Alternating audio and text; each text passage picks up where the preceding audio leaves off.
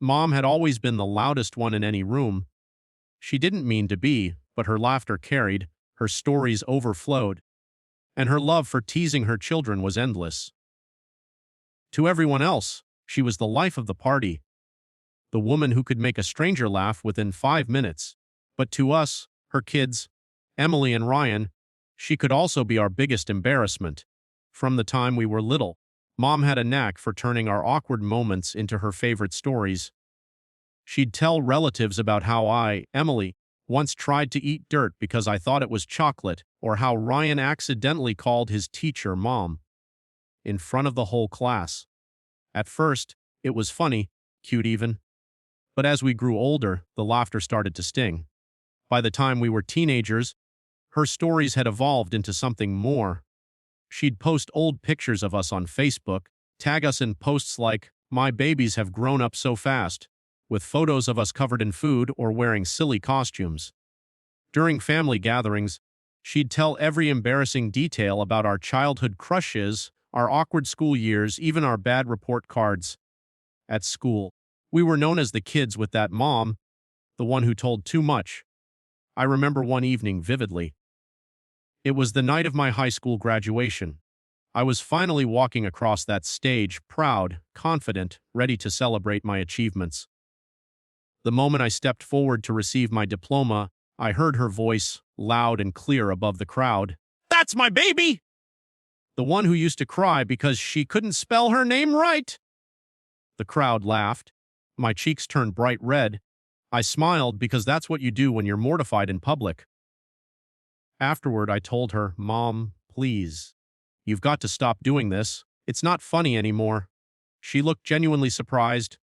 "Sweetheart, I'm just proud of you. I'm sharing joy, not trying to embarrass you." That's when I realized she truly didn't see it. She wasn't teasing us to hurt us. She thought she was celebrating us in her own, loud, over-the-top way. Still, the sting didn't go away. As years went by, the stories continued. Ryan was in college now, I was working part-time as a graphic designer, and Mom, well, she had discovered Instagram. She would post throwback photos of us, share funny reels, and comment under my professional posts with things like, "That's my little artist who used to eat crayons." It was exhausting. Ryan and I started to avoid inviting her to events. No more bringing her to our award ceremonies, no more open mic nights, no more sharing good news unless it was unavoidable. We loved her deeply, but we needed her to understand boundaries. Then came the moment that changed everything. Mom's 50th birthday.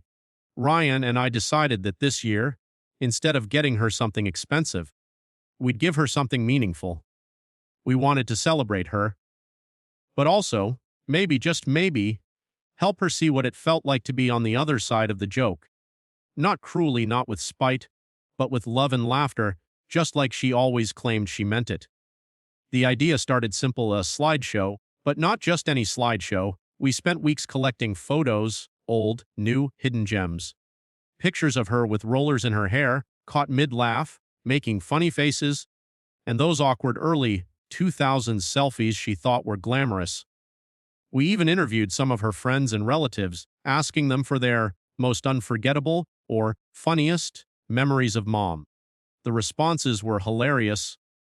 From her best friend Susan talking about the time Mom got locked out of her house wearing pajamas, to Aunt Lily recalling how she once tried to make a romantic dinner and accidentally set the tablecloth on fire. We added music, upbeat, joyful, sentimental, and wrote captions just like she would write for us. "Remember this, Mom. Your fashion experiment phase. Iconic." Or, "The woman who says she doesn't snore but kept half the house awake." As the day approached, we planned a small surprise party at our family home.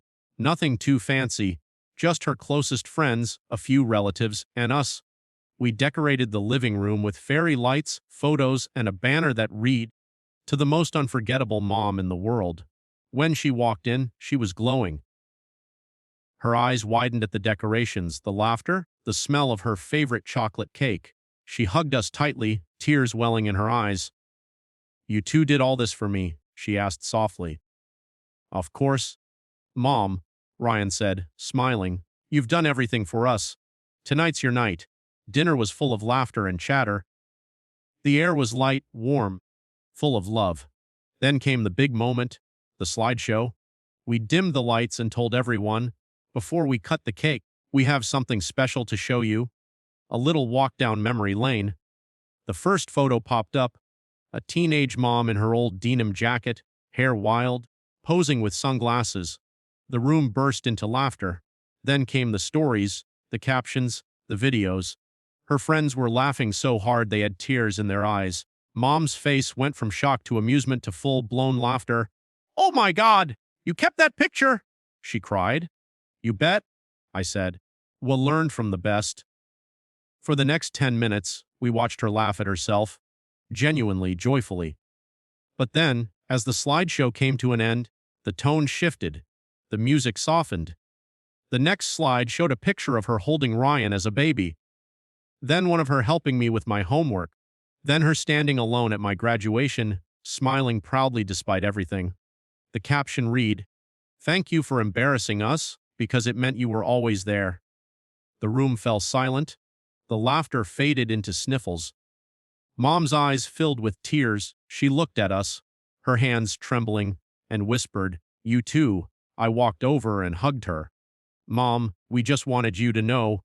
We love your stories. We really do. But sometimes we felt like the joke was on us. This was our way of showing you what it's like, but also reminding you how much joy you've brought to all our lives." She pulled us both into a hug. I never realized. I thought I was sharing love. I didn't see it from your side. "You were," Ryan said softly. "But sometimes love speaks loudest in silence too." That night, as the party ended and everyone left, Mom sat on the couch, looking through the printed photos we'd given her. She was quiet for a long time, reflective. Then she smiled. "You know," she said finally, "I think I embarrassed myself more tonight than I ever embarrassed you too." We laughed. "Mission accomplished." "But," she added, holding up a picture of herself in rollers, "it was the best feeling in the world. Thank you." From that day on, something changed. Mom didn't stop being funny. She couldn't. It was in her nature. But she became more mindful. No more posting old photos without asking. No more shouting out embarrassing stories in public. Instead, she found new ways to show love, quieter, gentler ways. She'd send private messages saying she was proud of us, leave small notes of encouragement, and when she did tease us, it was always in good humor, never at our expense. One afternoon, a few months later, I caught her looking at a photo of us from the party. She smiled and said, "That was the best birthday I ever had. You gave me laughter and a lesson wrapped in love." I smiled back. "That was the plan, Mom." And in that moment, I realized something profound. The power of love doesn't lie in grand gestures or perfect communication. It lies in understanding, in being willing to see the other person's heart, even when they make mistakes. Mom had spent her life giving us love the only way she knew, through laughter, through pride, through stories. We had returned that love by holding a mirror up to her, showing her that her way, though sometimes too loud, came from the same place as ours, the heart. Over the years, that night became a family legend. She'd often joke, "Be careful, or the kids might make a slideshow about you next." And everyone would laugh. But every time she said it, she'd glance at me and Ryan, her eyes soft, grateful. That slideshow didn't just make her laugh. It brought us closer than ever before. It reminded us that family isn't about perfection. It's about patience, forgiveness, and sometimes a little playful payback that helps heal old wounds. Because at the end of the day, the sweetest payback isn't about revenge, it's about love finding its way back home. Love expressed through understanding, not revenge, is one of the most powerful ways to heal emotional wounds within a family. In this story, the children's actions weren't rooted in anger or bitterness, but in a desire to help their mother see things from their perspective. For years, they had endured her lighthearted teasing and public jokes. Though she never meant to hurt them, her laughter sometimes came at their expense, leaving behind quiet feelings of embarrassment and frustration. Yet instead of confronting her with resentment or harsh words, they chose a more meaningful approach. They decided to respond with compassion, humor, and empathy. That decision marked the true essence of love, wanting to be understood without causing pain in return. When the children created the slideshow for their mother's birthday, it wasn't to embarrass her the way she had embarrassed them. It was to hold up a mirror gently, showing her how it felt to be the center of attention in a way that mixed laughter with discomfort. By making the presentation playful and affectionate, they ensured the message would come through clearly but kindly. Every photo, every funny caption, carried a blend of love and lesson. The result wasn't humiliation, it was realization. Their mother laughed until she cried, and in that laughter, she saw the truth. She recognized that her children hadn't been angry. They had only wanted her to see the world through their eyes. That kind of love requires maturity and emotional intelligence. It takes far more strength to teach through kindness than to retaliate through anger. The children understood that revenge, even in small doses, can break relationships apart, while empathy builds bridges. By showing their mother grace, they gave her the opportunity to reflect without shame. She didn't feel attacked, she felt loved, even while learning a valuable lesson. In that moment of shared laughter and quiet tears, both sides found peace. The family's bond deepened, proving that love grows not when we win arguments, but when we choose to understand each other's hearts. Their approach also highlighted that real love doesn't seek to punish someone for their flaws, it helps them grow beyond them. The mother's teasing had always come from a place of pride. She was expressing love in her own imperfect way. When her children responded with a lesson wrapped in affection, they didn't just fix a problem, they redefined what communication in their family looked like. It turned a cycle of embarrassment into one of empathy. From that day on, the mother became more mindful, not because she was scolded, but because she finally understood. In the end, this act of loving understanding became the sweetest form of redemption, not for her alone, but for all of them. It showed that even the most awkward, uncomfortable patterns in a family can be softened with compassion, and that true love is not about getting even, but about growing together. Family bonds grow stronger through forgiveness and reflection because true closeness is not built on perfection, but on understanding and acceptance. In the story, when the mother finally realized how her playful teasing had affected her children, she didn't respond with defensiveness or denial. Instead, she allowed herself to feel their emotions, to see from their point of view, and to reflect on how her actions, though unintentional, had left a lasting mark. That moment of self-awareness became a turning point, not just for her but for the entire family. The children, too, learned something profound, that forgiveness does not mean forgetting what hurt you, but choosing to move forward with love rather than resentment. Throughout the years, their relationship had been filled with laughter, but also with quiet moments of embarrassment and hurt that were never truly voiced. The children could have chosen to hold on to those feelings, creating distance between themselves and their mother. Instead, they channeled those emotions into something meaningful. Their birthday surprise was a gentle reminder, a loving reflection rather than a harsh confrontation, and in witnessing their mother's emotional reaction, they realized how much she genuinely cared, even if her way of showing it had been flawed. Forgiveness flowed naturally from that understanding, not because everything was suddenly perfect, but because they could now see the love behind her mistakes.